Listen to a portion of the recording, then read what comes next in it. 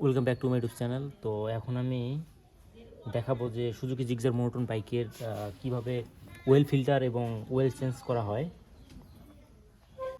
প্রতি 1000 কিলো বা 1200 কিলোমিটার পর পর আমাদের ওয়েল চেঞ্জ করা দরকার এবং সেই সঙ্গে সঙ্গে ওয়েল ফিল্টারও চেঞ্জ করা দরকার। তো আমি আপনাদেরকে এখন দেখাবো কীভাবে ইঞ্জিন ওয়েল ফিল্টার চেঞ্জ করতে হয়।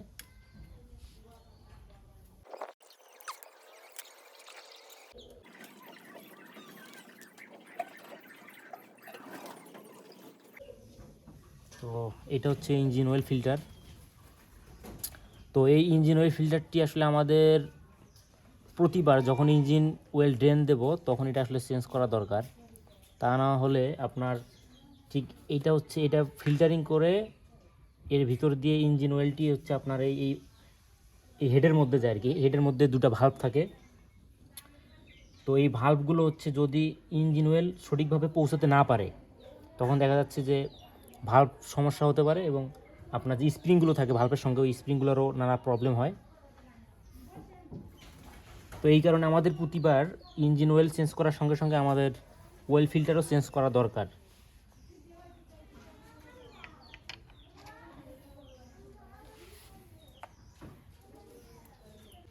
তো আমি এখন ইঞ্জিন অয়েল ড্রেন দেব। তো এটাকে আমাদের রাইট সাইড থেকে লেফট সাইডে নিতে হবে, মানে ডান সাইড থেকে বাম সাইডে নিতে হবে।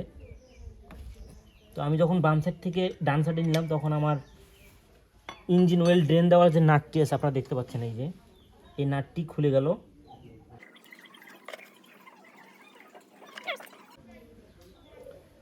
তো আমি দেখতে পাচ্ছি যে আমার বাইকের ইঞ্জিন অয়েলের যে ভিসকোসিটি এটা আসলে এখনও ঠিক আছে। তো আপনারা দেখতে পাচ্ছেন আমার ইঞ্জিন অয়েল ড্রেন দিচ্ছি। আর অয়েল ফিল্টার চেঞ্জ করার সময় আপনারা দেখতে পারবেন যে এইটার এখানে একটা রাবার আছে। এই যে এই রাবারটার মধ্যে যাতে কোনো প্রকার ময়লা না লেগে থাকে, কারণ এখানে যদি ময়লা লেগে থাকে তো আপনার নাট যতই টাইট দেন না কেন এটা আসলে সঠিকভাবে এখানে লাগবে না। তো এটা যদি না লাগে তখন দেখা যাচ্ছে যে আপনাদের ইঞ্জিন অয়েল এই সাইড দিয়ে লিক করতে পারে। তো অবশ্যই এটা সুন্দর করে মুছে এবং পরিষ্কার করে লাগাবেন।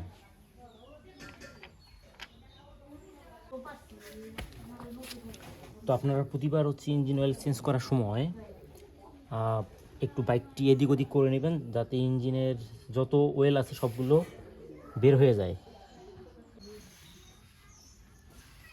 এখন এখানে একটা প্রবলেম আছে, সেটি হচ্ছে যে আমরা যখন ইঞ্জিনের অয়েল ফিল্টার চেঞ্জ করি তো ওই সময় দেখা যাচ্ছে যে আমরা এটা বের করে নিয়ে আসি সরাসরি। তো অনেক সময় এই রাবারটা, এই ছোটো যে রাবারটা দেখতে পাচ্ছেন, এই ছোটো রাবারটা হচ্ছে, তো এখানে যে এই যে রাবারটা আছে, তো আমরা এই অয়েল ফিল্টারটা চেঞ্জ করার সময় এই ফিল্টারটি বের করার সময় দেখা যাচ্ছে যে রাবারটাও সাথে বের হয়ে আসে। তো এই রাবার যদি না থাকে তখন দেখা যাচ্ছে যে আপনার ইঞ্জিন অয়েল ফিল্টারিং ভালো মতন হবে না। তো এটা আমাদের অবশ্যই সতর্ক থাকতে হবে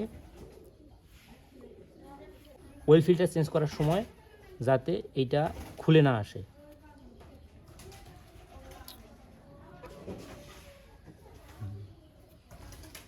এটা এইভাবে এখানে লাগাই দিতে হবে, এই যে ঠিক এই জায়গায়।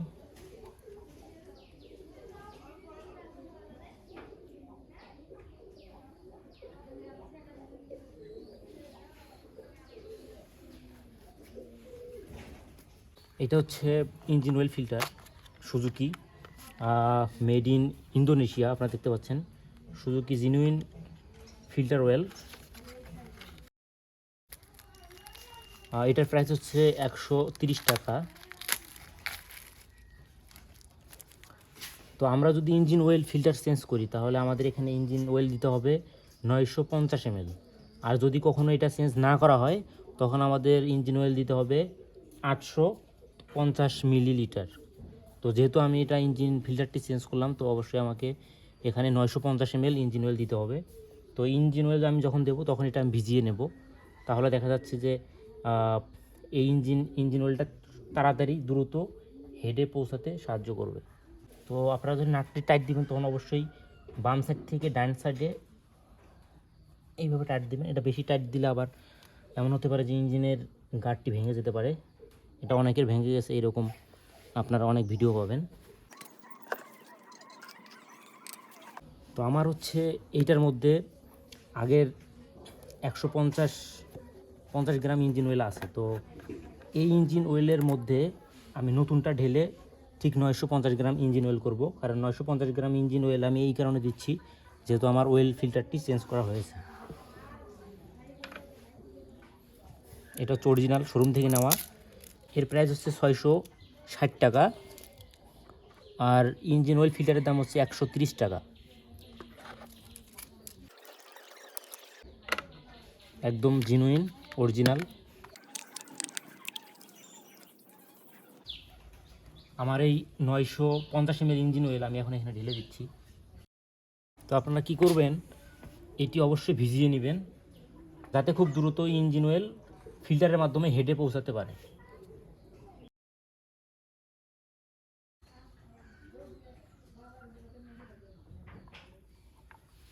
তো আমার অয়েল ফিল্টারটি ভিজিয়ে নেওয়া শেষ। তো আমি এখন আমার ইঞ্জিন অয়েল ফিল্টারটি লাগাবো।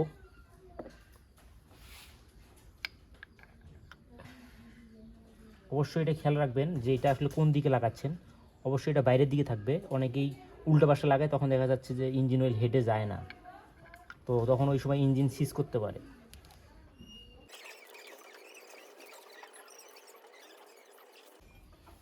তো আমার এটি লাগানো শেষ। আমি এখন লাট দুটি টাইট দেবো।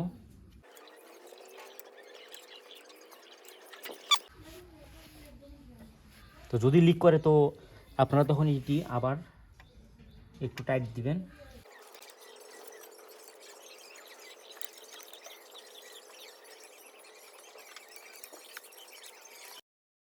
তো এই হচ্ছে আমার ইঞ্জিন অয়েল ফিল্টার এবং ইঞ্জিন অয়েল চেঞ্জের ভিডিও। তো এখন শুনবো যে বাইকের সাউন্ড কন্ডিশন কীরকম after change engine oil and engine oil filter. Okay.